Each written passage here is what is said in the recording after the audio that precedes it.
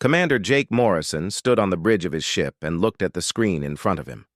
1,000 enemy ships surrounded his single vessel in the dark space near the human colonies. The tactical display showed red dots everywhere. He looked. Each dot was a Zephyrian warship filled with alien soldiers who wanted to destroy everything human. His ship was called Terra's Hope, and it carried 200 brave men and women who served in the human fleet. They all looked at him now with worried faces. Some of them were young and had never seen real battle before. Others were old veterans who knew what these numbers meant. They were going to die today unless something changed fast. The communication system made a loud noise and an alien voice filled the bridge. The voice was cold and harsh, like metal scraping against stone. Admiral Crixtall of the Zephyrian Armada was speaking to them in broken human language. The alien had learned just enough words to give his demands. "Human ship surrender now or we destroy you completely," the alien admiral said through the speakers. "Your kind is weak and small. We have conquered 17 star systems. Your colonies will burn like all the others. You have 1 minute to decide." Lieutenant Amy Foster sat at the communications station and her hands shook as she waited for orders. She was only 25 years old and had joined the fleet to see the stars, not to die in a hopeless battle. Next to her, Chief Williams worked on the ship's power systems while sweat ran down his face. The engineering officer knew their weapons could maybe damage 10 enemy ships before they were blown apart. Lieutenant Commander Ben Parker stood behind the tactical station and studied the enemy formation. He had served with Jake for 5 years and trusted his commander completely. But even Ben could not see any way out of this trap. The Zephyrians had them surrounded in perfect battle formation. Their ships were bigger and stronger than any human vessel. Dr. Lisa Chen watched her science station and reported what she could see. "Commander, their ships are using standard attack patterns. They have heavy weapons and energy shields that are twice as strong as ours. Each of their vessels could fight 3 of our ships at the same time." Jake listened to all the reports, but his face remained calm. He walked slowly around the bridge and looked at each member of his crew. These people had followed him into the outer colonies to protect human settlements from alien raiders. Now they faced the entire Zephyrian war fleet, and death seemed certain. Navigator Steve Miller plotted escape courses on his computer, but shook his head sadly. "Sir, they have us completely surrounded. Even if we run at full speed, they will catch us before we can reach the jump point to hyperspace." Marine Commander Nick Thompson checked his weapons and prepared his security teams for the end. His soldiers were ready to fight even if the ship was boarded by enemy troops. But 40 Marines could not stop thousands of Zephyrian warriors. The alien voice spoke again over the communication system. 30 seconds remain, humans. Choose surrender or choose death. We care nothing for your answer. Your colonies will fall either way." That was when Jake Morrison began to smile. The expression started small at first, just a slight curve of his lips. But it grew larger as he looked at the tactical display. His crew noticed the change in their commander and wondered if the stress had broken his mind. How could anyone smile when facing such terrible odds? Amy Foster saw the grin spreading across Jake's weathered face and felt confused. "Sir, should I open a channel to respond to their demands?" "Yes, Lieutenant," Jake said calmly as his smile became even wider. "Open all communication frequencies. I want every Zephyrian ship to hear what I have to say." The bridge fell silent except for the soft humming of the ship's systems. Everyone waited to hear what their commander would tell the enemy fleet. Some expected him to surrender and save their lives. Others thought he might make a brave speech before they died fighting.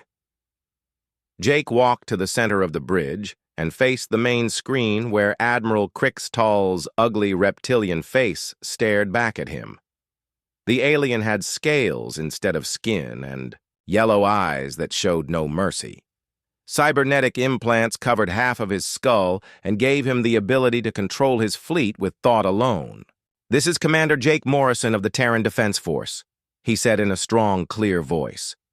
"I have received your surrender demands and considered them carefully. My answer is simple. Your terms are rejected completely." The crew members looked at each other with surprise and fear. Their commander had just signed their death sentence. But Jake's confidence seemed to spread through the bridge like electricity. His smile grew even brighter as he continued speaking. "Admiral Crickstall, you have made one very important mistake today. You assumed that humans would fear death more than slavery.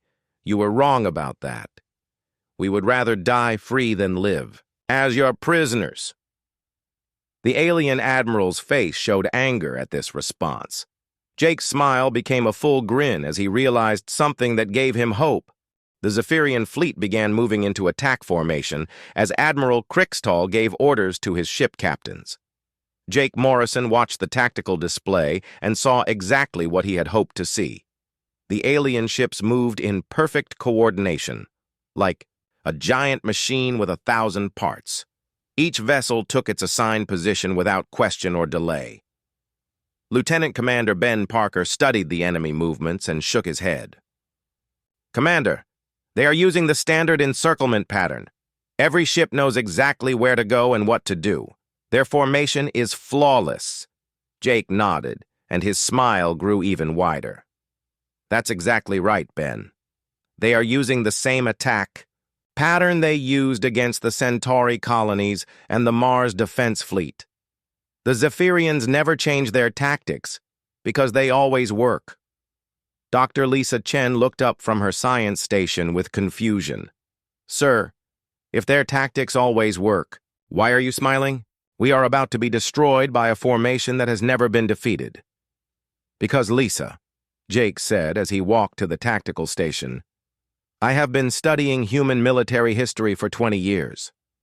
Our species has a long tradition of winning battles when we are outnumbered. We did it at Thermopylae when 300 Spartans held off thousands of Persian soldiers. We did it at Rorke's Drift when 100 British troops fought 4,000 Zulu warriors. We did it in the Battle of Britain when a few hundred pilots saved their entire nation from invasion." Amy Foster listened to her commander speak about ancient Earth battles and wondered what those old wars had to do with their current situation. The communication system crackled with Zephyrian battle commands as the alien fleet prepared to attack. In 5 minutes, they would all be dead. Chief Williams worked frantically at his engineering station and called out power readings. "Sir, all weapons are online and shields are at maximum strength, but our firepower is nothing compared to what they have. We might destroy 5 or 6 of their ships before they overwhelm us." Jake moved to the engineering station and placed his hand on Williams' shoulder. "Chief, I need you to route all power from weapons and shields to our experimental jamming array. Everything we have goes into that system." The engineering officer stared at his commander with shock. "Sir, that will leave us completely defenseless. The jamming array is still being tested and might not even work properly. If we shut down our weapons and shields, we will be destroyed in seconds." "Trust me, Chief," Jake said calmly. "The jamming array is going to save our lives today. But I need maximum power flowing through it, or the plan will fail." Ben Parker heard the conversation and understood what his commander intended to do. "Jake, you want to disrupt their communications.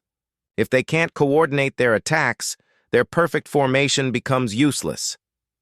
"Exactly right," Jake replied. "The Zephyrians rely on their neural link technology to coordinate fleet movements. Every ship captain receives orders directly from Admiral Crickstall through cybernetic implants. If we can jam those signals, they will lose their greatest advantage." Navigator Steve Miller plotted a new course on his computer and looked at the results with amazement. "Commander, you want us to fly directly into the center of their formation. That's suicide even if the jamming works." Jake walked over to the navigation station and studied the proposed flight path. "Steve, human pilots have always been better than alien pilots in close combat. We can improvise and adapt while they follow programmed responses. Once we break their coordination, individual human skill will give us the edge we need." Dr. Chen ran calculations on her computer and shook her head.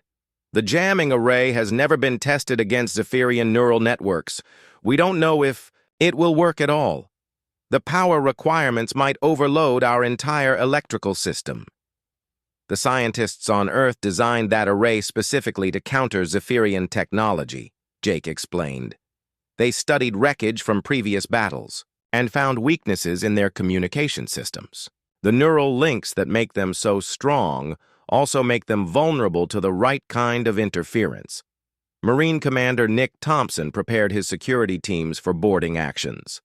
Sir, if we get close to their ships, they will try to send troops over to capture us. My Marines are ready to fight, but we can't hold them off forever. We won't need to hold them off, Nick, Jake said. This battle is going to be over quickly one way or another. Either the jamming works and we escape, or it fails and we die fighting. There won't be time for a long boarding action. Amy Foster monitored enemy communications and heard the excitement in Zephyrian voices as they prepared for an easy victory. Commander, they are talking about taking prisoners for interrogation. Admiral Krixtal wants to learn about human military capabilities. He's about to learn more than he bargained for, Jake replied with confidence. Amy, prepare to transmit a broadband signal on all Zephyrian frequencies. When I give the order, I want every ship in their fleet to receive the same message at the same time. Chief Williams finished rerouting power systems and reported his status. Sir, all energy is now flowing to the jamming array. Weapons and shields are offline. If this doesn't work, we are completely helpless. Jake looked around the bridge at his crew and saw fear mixed with determination in their faces. These brave men and women were about to risk everything on his plan. He knew the responsibility for their lives rested entirely on his shoulders. Listen, everyone, he said in a strong voice that carried to every corner of the bridge. In 1 minute, we are going to do something that has never been attempted before. We are going to fly a single human ship into the middle of the largest alien fleet ever assembled. The odds are against us, but humans have always done our best work when the odds are bad. The tactical display showed Zephyrian ships completing their attack formation. Red warning lights flashed as enemy weapons locked. Onto Terra's Hope. In 30 seconds, the alien fleet would open fire and the battle would begin. Terra's Hope accelerated directly toward the center of the Zephyrian formation as Jake Morrison gave the order to activate the jamming array. The experimental technology came online with a deep humming sound that vibrated through the ship's hull. Chief Williams watched power readings climb to dangerous levels as electricity flowed through systems that had never been tested in real combat. Array is active, Commander, Williams reported. Power output is at 110% of safe limits. We have maybe 8 minutes before the system overloads and burns out completely. Dr. Lisa Chen monitored the jamming signal as it spread outward from their ship like invisible waves in the ocean. The broadband interference is reaching Zephyrian vessels now. I'm detecting disruption in their neural link communications. Lieutenant Amy Foster listened to enemy radio channels and heard the first signs of confusion. Zephyrian ship captains were asking for orders that never came. Admiral Krixtal's flagship tried to transmit battle commands, but the signals were scrambled by the jamming field. It's working, Amy announced with excitement. Their communications are breaking down. I can hear panic in their voices as they lose contact with Fleet Command. Navigator Steve Miller guided Terra's Hope through the gaps between enemy ships as the alien formation began to collapse. Massive Zephyrian dreadnoughts that had moved in perfect coordination just minutes before now drifted without direction. Some captains tried to maintain their assigned positions, while others attempted to retreat to safer distances. Threading the needle, Steve called out as he steered between 2 enemy cruisers. They're so confused they don't know whether to shoot at us or at each other. Lieutenant Commander Ben Parker watched the tactical display with amazement as chaos erupted throughout the alien fleet. Jake, look at this. 3 Zephyrian ships just collided because they couldn't coordinate their movements. 2 more are firing on their own vessels by mistake. The plan was working better than Jake had dared to hope. The Zephyrians had become so dependent on their neural link technology that they couldn't function without it. Individual ship captains had forgotten how to make decisions without orders from Fleet Command. Years of following coordinated battle plans had made them helpless when those plans fell apart. "Stay focused, everyone," Jake warned his crew. "We're not safe yet. Some of their ships will figure out how to operate independently, and our jamming array won't last much longer." As if to prove his point, several Zephyrian vessels began firing their weapons at Terra's Hope. The alien gunners couldn't coordinate their attacks, but they could still shoot at the human ship that was causing all the trouble. Energy beams and missile trails filled the space around them as the crew took evasive action. Steve Miller threw the ship into a steep dive to avoid a massive explosion. That was close. Their aim is getting better as they learn to work without the neural links. Marine Commander Nick Thompson felt the ship shake under enemy fire and prepared his security teams for the worst. "Hull damage on Deck 7. No casualties yet, but they're getting lucky shots." Dr. Chen warned that the jamming array was drawing too much power. "Commander, the system is overheating. Internal temperature is rising beyond safe levels. If we don't shut it down soon, we'll lose main power to the entire ship." Jake studied the tactical situation and calculated how much time they needed. "How long can you give me, Lisa? I need to reach Admiral Krickstahl's flagship before we lose the jamming." "Effect. 4 minutes maximum," she replied. "After that, the array will burn out on its own and probably take our main reactor with it." Navigator Miller plotted a course to the Zephyrian command ship, which sat in the center of the enemy formation. The massive vessel, called Dominance of E. Stars, was 3 times larger than Terra's Hope and carried enough firepower to destroy a planet. Getting close to it meant flying through the most dangerous part of the alien fleet. "I can get us there in 3 minutes if I push the engines to maximum," Steve reported. "But we'll be flying right through their heavy weapons platforms." "Do it," Jake ordered. "Ben, monitor enemy movements and warn Steve about any ships that might block our path. Amy, try to establish direct communication with Admiral Krickstahl's flagship." The human ship accelerated toward the dominance of stars, while alien vessels fired wildly around them. Some Zephyrian captains had started to ignore the jamming and make their own tactical decisions. But their lack of coordination meant they often got in each other's way or fired at empty space where Terra's Hope had been seconds before. Chief Williams watched his instruments with growing alarm. "Sir, the jamming array is pulling so much power that our life support systems are failing. Environmental controls are shutting down to preserve energy for the array." "How long do we have?" Jake asked. "Maybe 20 minutes of air once life support goes offline," Williams answered. "Less if we have to work hard or if the hull is breached." Jake nodded and accepted the risk. They were committed now to reaching the enemy flagship or dying in the attempt. There was no turning back and no time for second thoughts. Amy Foster managed to establish a direct communication link with the dominance of stars. "I have Admiral Krickstahl on the main screen, sir. He wants to know what kind of weapon we're using against his fleet." The bridge screen flickered and showed the alien admiral's reptilian face. Krickstahl looked furious and confused as he stared at the humans who had disrupted his perfect battle formation. Cybernetic implants around his skull sparked occasionally, as the jamming signal interfered with his neural connections. "Human commander," the alien growled in his harsh voice. "What trickery is this? My ships cannot receive orders. My captains act like children without guidance." Jake smiled at the alien admiral and prepared to make an offer that would shock the Zephyrian military tradition. "Admiral Krickstahl, I want to discuss terms with you. But first, we need to meet in person where we can talk without interference." The alien's yellow eyes widened with surprise at this unexpected request. In the background, Jake could see Zephyrian bridge officers working frantically to restore communications with their fleet.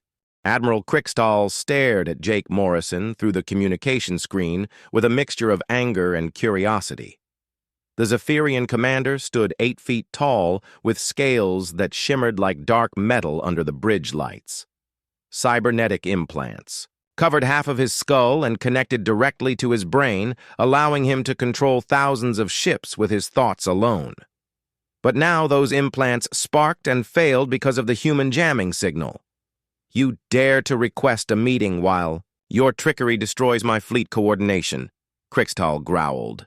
My ships fire upon each other because they cannot receive proper orders.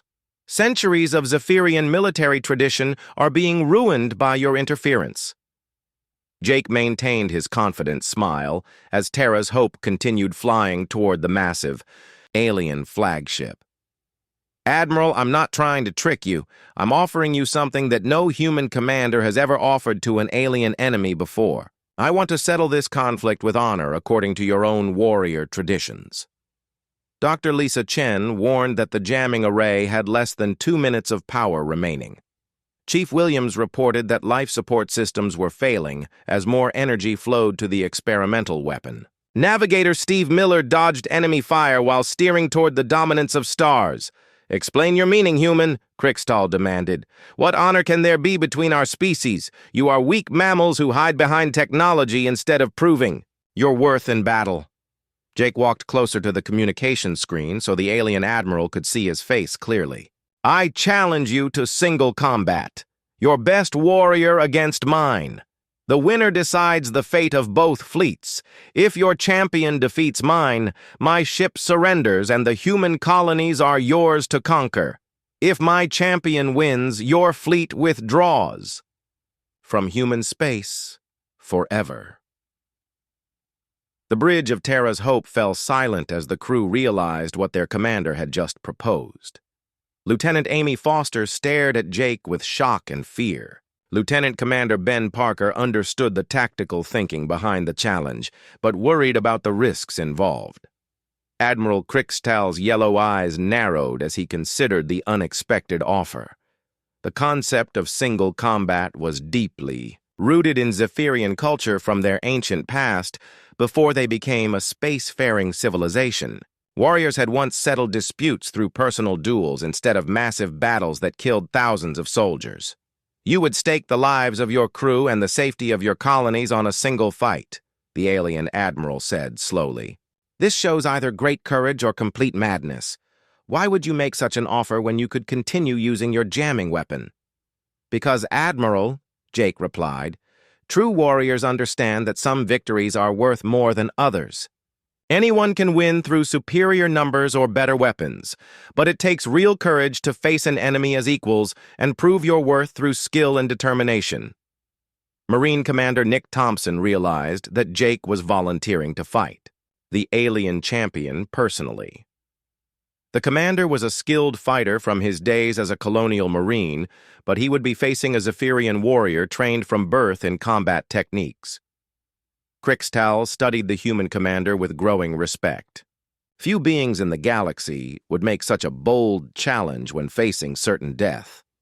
The alien admiral had conquered 17 star systems and commanded the largest fleet in Zephyrian history, but he had never met an enemy who offered single combat. There is an abandoned mining station in the asteroid field nearby, Krixtal said after several moments of thought. The humans called it New Frontier before they stopped using it 5 years ago. We will meet there for single combat according to the ancient traditions. Jake nodded his agreement. Traditional weapons only. No cybernetic implants or advanced technology. Just warrior against warrior proving their worth through strength and skill. The alien admiral's reptilian face showed what might have been approval. You understand the old ways, human. Very well. We will dock our ships at opposite ends of the station. The combat will take place in the central cargo bay where there is room to fight properly. Dr. Chen reported that the jamming array was failing as power levels dropped below critical thresholds. Commander, we're losing the interference signal. The Zephyrians will regain fleet coordination in minutes. Shut down the array, Lisa, Jake ordered. We don't need it anymore. Chief Williams, restore power to life support and engines. Steve, plot a course for the New Frontier station. Amy Foster established communication with the human colonies to report their situation.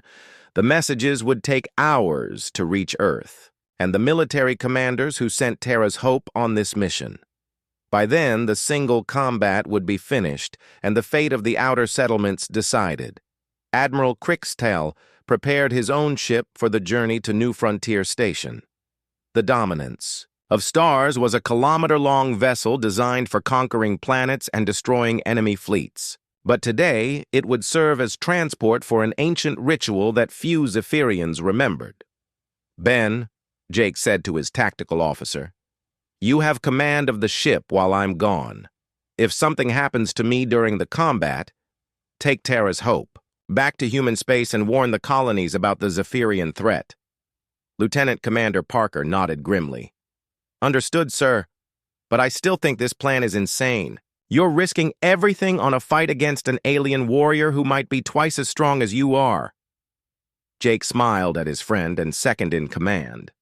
"Ben, humans have been fighting against impossible odds since we first picked up sticks and stones to defend ourselves. Sometimes the only way to win is to make the enemy fight on your terms instead of theirs." The two ships approached New Frontier Station, which drifted silently in the asteroid belt. The mining facility had been built to extract rare metals from the space rocks, but was abandoned when the deposits ran out. Now it would become the site of a duel that would determine the fate of human colonies throughout the Outer Rim. Navigator Steve Miller docked Terra's Hope at the station's north port, while the massive Zephyrian flagship attached itself to the south docking bay. Both crews prepared for the single combat that would decide whether humans remained free or became slaves to the alien empire. Jake Morrison checked his weapons one final time and prepared to face an enemy warrior in the most important fight of his life. The central cargo bay of New Frontier Station had been cleared of all equipment to create a fighting arena. Old mining machinery cast strange shadows under emergency lighting that flickered and sparked from years of neglect.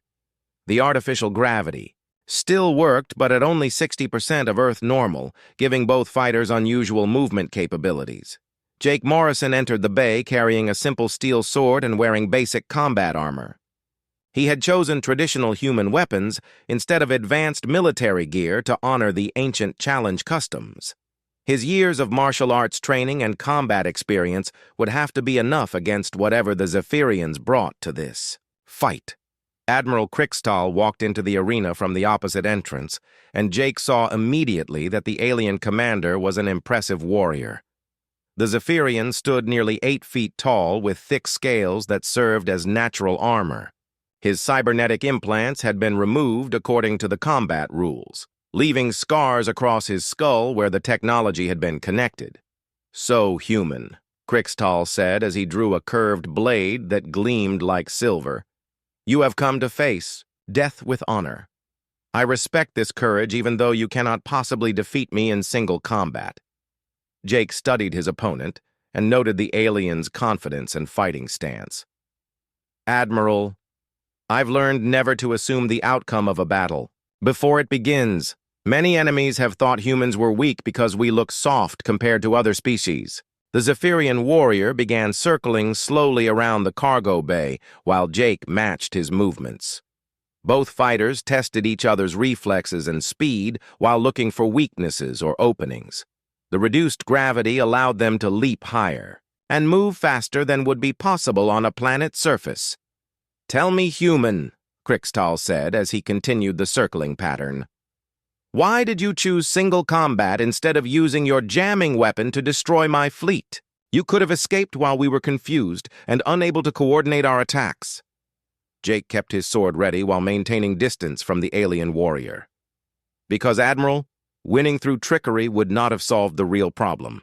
Your people would have sent more fleets to conquer human space. This way, if I prove that humans are worthy opponents, maybe the Zephyrians will leave our colonies alone." The alien admiral made his first attack with lightning speed, swinging his curved blade in a wide arc aimed at Jake's neck. The human commander ducked under the strike and countered with a thrust toward Crixtall's chest. The Zephyrian scales deflected the sword point, but Jake's quick response impressed his opponent. "You move well for a soft mammal," Crixtall admitted as he prepared for another attack. But speed alone will not save you from Zephyrian strength. The alien warrior pressed forward with a series of powerful strikes that forced Jake to give ground. Each blow from Crixtal's sword could have split a human in half if it connected properly. Jake used his smaller size and agility to avoid the worst attacks while looking for chances to strike back. The fight moved throughout the cargo bay as both warriors tested different tactics. Jake discovered that the reduced gravity worked in his favor by allowing him to jump over high attacks and change direction quickly in mid-air. Crixtal used his longer reach and superior strength to keep the human at a distance. "You fight better than I expected," the alien admitted after several minutes of combat. "Most species surrender or flee when facing Zephyrian warriors, but you seem to enjoy the challenge of battle." Jake landed a light cut on Crixtal's arm and drew dark alien blood. "Humans have always loved a good fight, Admiral. We're not the strongest or fastest species in the galaxy, but we never quit when something important is at stake." The Zephyrian warrior responded with increased aggression, using his natural armor to absorb hits while delivering crushing blows with his blade. Jake found himself being pushed back toward a wall as the alien's superior strength began to tell in the prolonged combat. But then disaster struck both fighters as the old mining station's systems finally failed completely. Emergency lights went out, leaving them in total darkness. The artificial gravity fluctuated wildly, causing both warriors to float helplessly in zero gravity. Worse yet, the life support systems shut down, and breathable air began leaking from the cargo bay through damaged seals. "The station is dying," Crixtal said, as he floated in the darkness. "We will both suffocate before this combat can be completed properly." Jake activated a small emergency light and saw that the alien warrior was struggling with the zero-gravity conditions. Zephyrians had evolved on a high-gravity world and were not adapted for weightless environments. "Admiral, we need to work together to survive this. The combat honor can wait until we're both breathing safely." The alien commander's warrior pride initially rejected the idea of cooperation with an enemy. But as the air grew thinner and the station continued to break apart around them, practical survival instincts overcame cultural traditions. "What do you propose, human?" Crixtal asked as he tried to orient himself in the floating debris. Jake pointed toward an emergency airlock that led to the station's maintenance tunnels. "Those passages connect to the docking bays where our ships are attached. If we can reach them, we'll have air and gravity again." Working together in the darkness, the two warriors made their way through the damaged station. Jake's experience with zero-gravity operations helped guide them, while Crixtal used his strength to move heavy obstacles that blocked their path. Neither man mentioned that they were supposed to be trying to kill each other. "You could have left me to die in the cargo bay," the alien admiral observed as they reached the maintenance tunnels. "Why did you choose to help your enemy instead of claiming victory?" Jake looked at the Zephyrian warrior floating beside him in the cramped tunnel. "Because, Admiral, leaving you to suffocate in the dark wouldn't have proven anything about human courage or honor. A real victory has to be earned through fair combat." For the first time since they met, Admiral Crixtal began to understand what made humans different from other species the Zephyrians had conquered. Jake Morrison and Admiral Crixtal reached the safety of Terra's Hope together after crawling through the damaged maintenance tunnels of New Frontier Station. Both warriors were exhausted and covered with cuts from their battle and the difficult escape through the failing mining facility.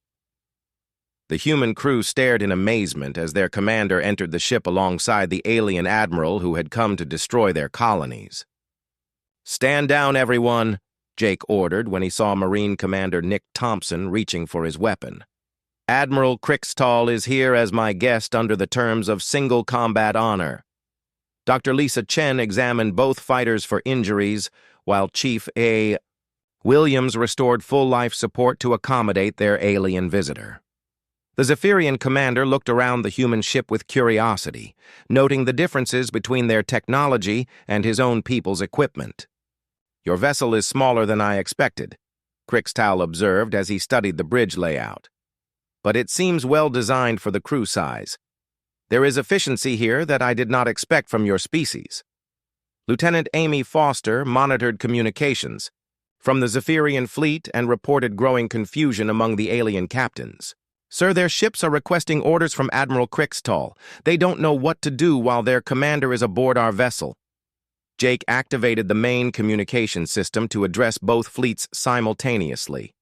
Human colonies throughout the Outer Rim would also receive this transmission and learn the outcome of the desperate gamble that had risked everything on single combat. This is Commander Jake Morrison speaking to all ships and settlements. The single combat between myself and Admiral Crixtal was interrupted by the failure of New Frontier Station. However, during our time together in the emergency tunnels, we learned important things about each other that will affect both our peoples. Admiral Crixtal stepped forward to stand beside Jake in front of the communication screen. The sight of the massive alien warrior standing peacefully next to the human commander sent shockwaves through both fleets.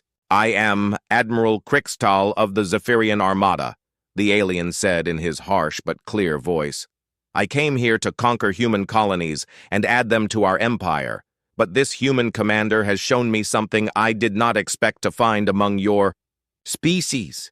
Lieutenant Commander Ben Parker watched the tactical display and saw Zephyrian ships holding their positions while waiting for orders from their admiral. The alien fleet could still destroy Terra's Hope and continue with their invasion plans, but they remained motionless as their commander spoke. "Commander Morrison could have left me to die in the failing station and claimed victory through my death," Crixtal continued. "Instead, he chose to help me escape even though I was his enemy. This action shows a kind of honor that my people have forgotten in our centuries of conquest." Jake took control of the communication again to explain what would happen next. "The Zephyrian fleet will withdraw from human space immediately, but Admiral Crixtal has also brought important information that our colonies need to hear." The alien commander's expression grew serious as he prepared to share intelligence that would change everything humans thought they knew about the galaxy. "My people were not invading your space for conquest alone. We were fleeing from something much worse than any military defeat." Dr. Chen recorded everything being said, while Navigator Steve Miller plotted courses that would take them back to human territory. Chief Williams monitored the ship's systems and prepared for whatever might come next. "There is an ancient enemy awakening in the galaxy's core," Crixtal explained. "They are called the Devourers, and they consume all organic life they encounter. My people have been retreating from system to system as they advance toward our colonies." Amy Foster translated the transmission for broadcast to human settlements and military commands throughout known space. This information would reach Earth in several hours and change humanity's understanding of galactic politics forever. Jake felt the weight of responsibility as he realized this battle had become much more than a simple conflict between humans and Zephyrians. "Admiral, are you saying that your people need allies against this ancient threat?" "Yes, Commander," Crixtal replied grimly. "The Devourers destroyed the Centauri Republic completely. Billions of beings were consumed as fuel for their war machines. The Mars colonies fell without sending a single distress signal. Your species may be our only hope for survival against an enemy that views all organic life as nothing more than food." The bridge crew exchanged worried glances as they absorbed this terrible news. The colonies they had been trying to protect might already be doomed by an enemy far worse than the Zephyrians had ever been. Marine Commander Thompson understood the tactical implications immediately. "Sir, if these Devourers are as powerful as the Admiral claims, humanity needs to prepare for total war on a scale we've never imagined." Jake looked at Admiral Crixtal and saw genuine fear in the alien warrior's yellow eyes. "How long do we have before they reach human space?" "Perhaps 1 year," the Zephyrian commander answered. "Maybe less if they encounter no resistance along the way. My fleet was supposed to establish forward bases in your territory to prepare defenses against their advance. Jake made a decision that would echo through human history. Then we'll work together. Human and Zephyrian forces combined might be able to stop this threat, but first we need to convince both our peoples that cooperation is possible. Admiral Krixtal extended his scaled hand toward Jake in a gesture of alliance. Commander Morrison, you have proven today that humans are worthy partners in the fight for survival. I will recommend to the Zephyrian High Command that our species form a military alliance. As Jake shook the alien's hand, he reflected on the strange path that had brought them to this moment. He had faced impossible odds with a smile because he believed in human courage and determination. Now that same courage would be tested against an enemy that threatened all organic life in the galaxy. The smile returned to Jake's face as he realized humanity's greatest adventure was just beginning.